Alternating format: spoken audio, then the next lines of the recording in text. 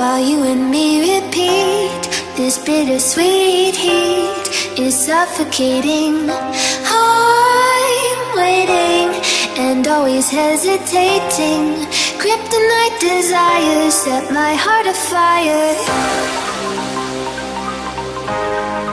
Heart on fire. Set my heart afire.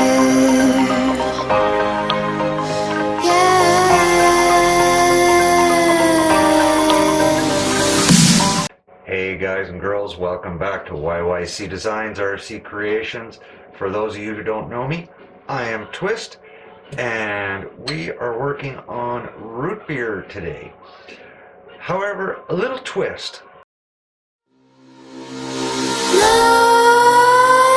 Nightmares creep while you and me repeat. Okay, now I know it's kind of weird that we're looking at a trailer here, horse trailer to be exact, and it's just that there are a few things I wanted to show you.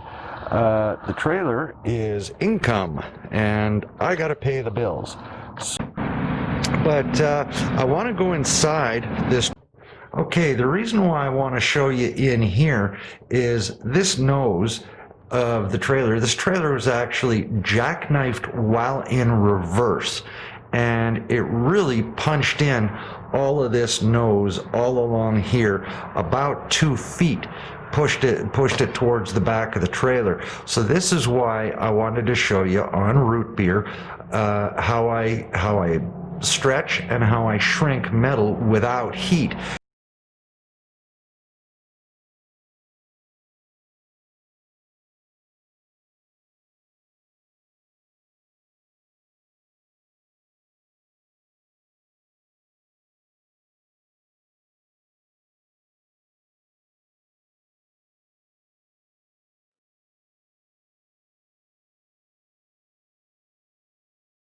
I get a lot of questions about why I do things like put in ridge lines and how I keep things so that they are nice and strong out of such thin steel. Yeah.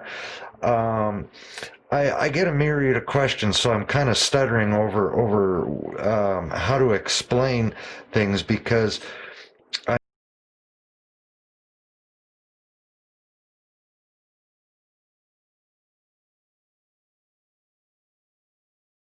getting these questions, and to me, I guess I've just always looked at it like it's so basic, but it really isn't.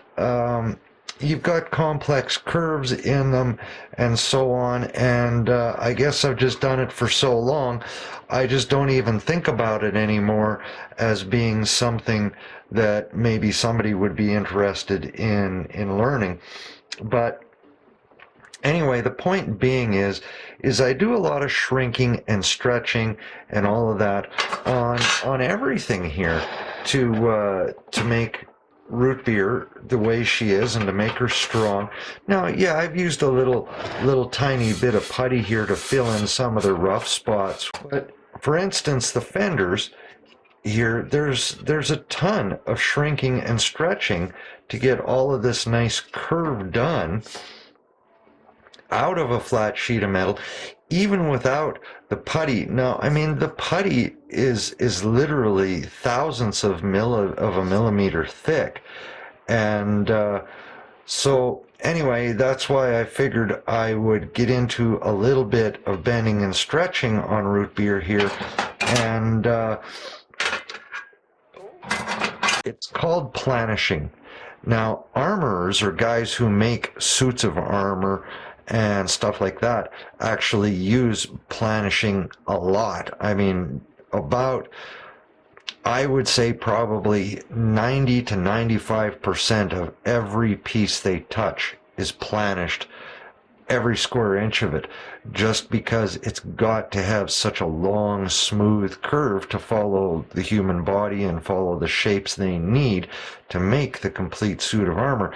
And that's why they do it in small little incremental pieces that are all linked together or riveted together, or even sometimes leather strapped together.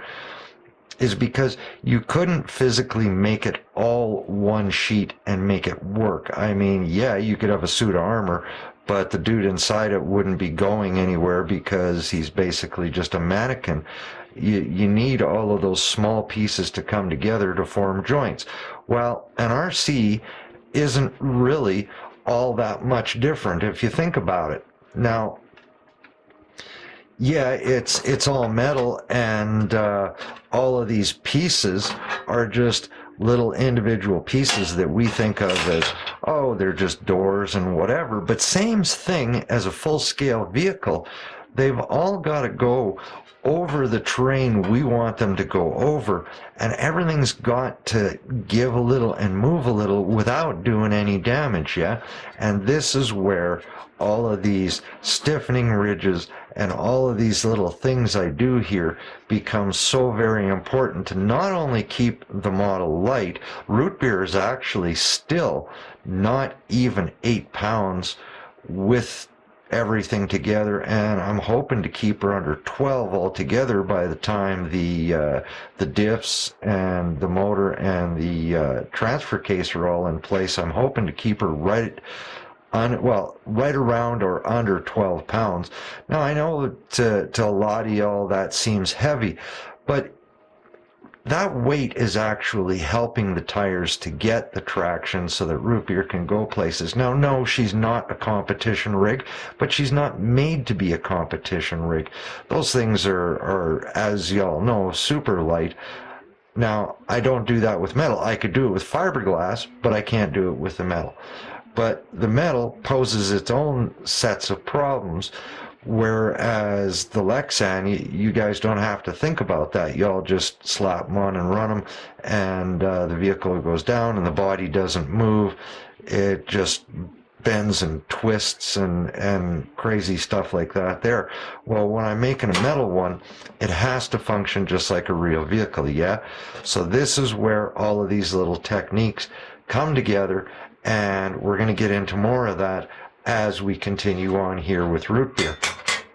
So I've got the doors going, and so next I'm going to put the hinges on them and get them mounted. The cab is already mounted.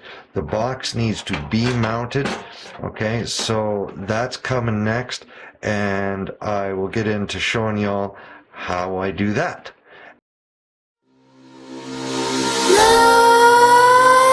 Nightmares creep while you and me repeat.